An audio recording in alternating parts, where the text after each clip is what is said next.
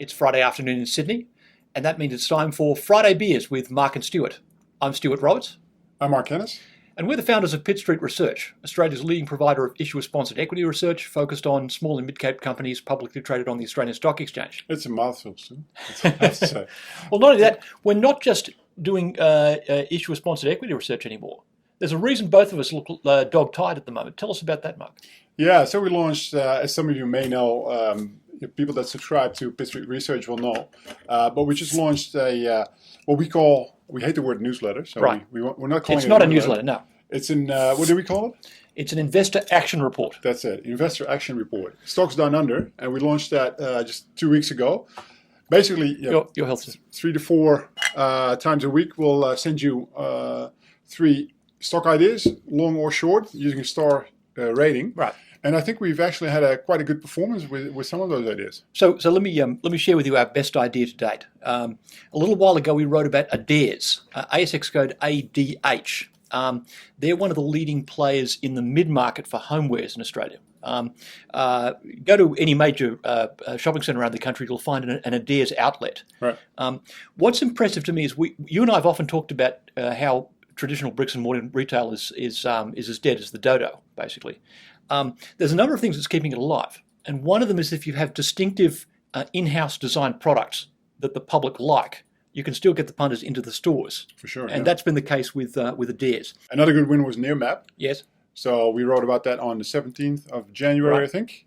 Quite a negative story. The share price was high in our view compared to sort of the risks to that share price, right. Looking at their international expansion.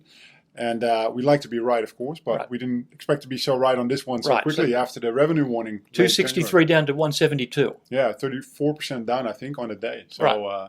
So we've had some good wins, but check it out. It's stocksdownunder.com.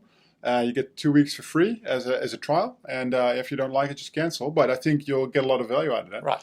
And so you talked about... before we talk about anything else, what research did we put out? Right. So big report just out on Big River Gold. BRV is the code. This company is developing a new gold mine in the northeast of Brazil called Borborema. They've completed their definitive feasibility study on that and getting ready to raise their funding package. That stock is got considerable upside based on a reasonably good cost of production, right. low levels of capital cost. Before that, Brookside Energy, which is a company involved in developing new gas resources in the state of Oklahoma. Their policy is simple. Find a good piece of real estate in the vicinity of Tulsa or Oklahoma City based on certain trends in certain plays in the Anadarko Basin that you can get hold of. Develop that real estate and then sell it on. Doing it for 3 or 4 years quite successfully. Yeah. Another report was on Parked. Basically, this is a modular parking construction company, so they build parking garages, but in a modular fashion, so much faster and cheaper than regular, typical construction companies can do. It's all on our website, so have a look.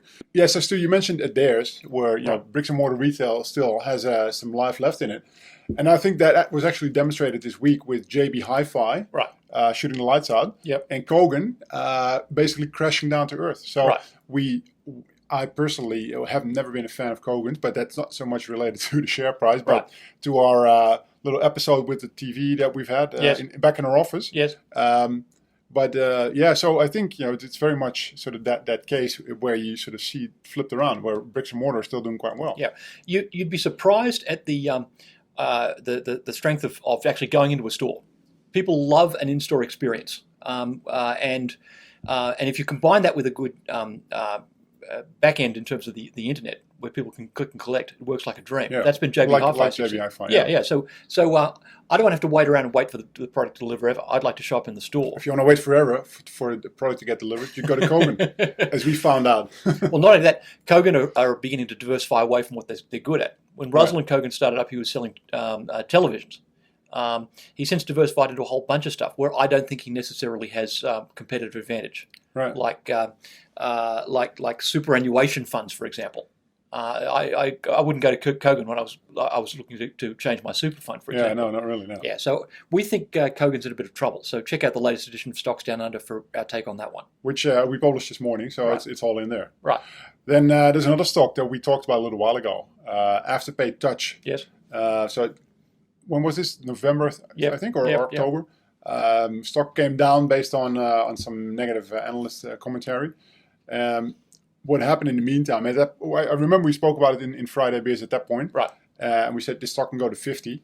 So that was at, I think, $27 when we talked about it. It's now at 38. So we are sort of revisiting now the Afterpay story. And we just had a look at the numbers. And we're still very much convinced that this can go a lot higher. Right. Because if you look at the valuations, and we just looked it up now, if you look at EV/EBITDAs, you could say, well, this is insane. 171 for the current financial year. Yep. 76 for next year, and 44 for the year thereafter. Right. However, looking at EBITDA growth this year, 128%. So if you purely look at this financial year's EBITDA growth, you could argue, well, it's a bit expensive. But then look at next year, EBITDA growth still 123%, with an EV/EBITDA of only 77 or 76. So it's still very much, in that respect, a company where there's a lot of upside, because with those sorts of differences between EV/EBITDA and EBITDA growth, there's plenty more upside. So I was just thinking, if we buy the stock, can we buy it in 4 easy payments, like $10 each to get it? oh, check your broker. Pretty sure I know the answer. Now, Mark, it's now time for Conan the Contrarian. One of the stocks that we've got not so right in Stocks Down Under since we launched is New Century Zinc. NCZ is the code. We were talking about it at 27 cents a share. It was 20 cents a share as at yesterday. Right. Now, the call here is basically over the price of zinc.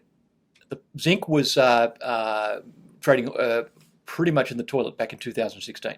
It recovered quite strongly, and that allowed the owners of the people behind New Century Zinc, who took the old Century Zinc mine in Queensland and restarted it again, allowed them to get up and running. Now, the trouble is that zinc is headed back down again, and now as a result of that, New Century Zinc is being heavily shorted, and the belief is there's no end in sight for where zinc is going.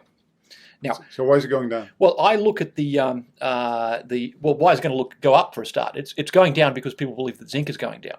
Right. I look at the supply-demand fundamentals for zinc, which is still used in a lot of batteries, by the way, as well as other industrial uses. And basically, there's no new supply of zinc coming on after this mine. Right. The next time you look for a zinc mine, you've got to go to the Democratic Republic of the Congo or Iran, where there's considerably new mines being worked on. Here in safe Australia, you've got the last decent source of zinc supply, right, in a market that's generally in deficit most seasons. So yeah, take a look at this one. I think it'll reward us in the medium term. All right, so it brings us to this one. Right. Now, I've seen all the corny stories about that dastardly virus from China. I've seen my Facebook page being blasted by all sorts of jokes about Corona. I think it's tarnishing the brands of a perfectly good beer.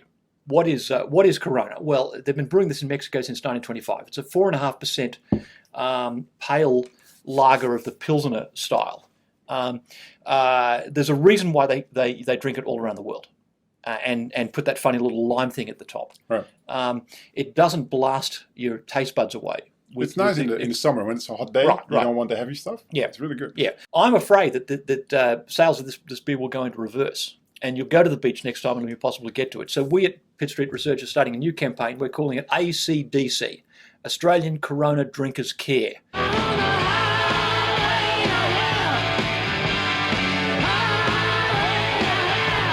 So if you believe in this beer, go get a case of this for your barbecue this weekend, so we can keep it on the market and not have it destroyed by a virus that's got nothing to do with this beer.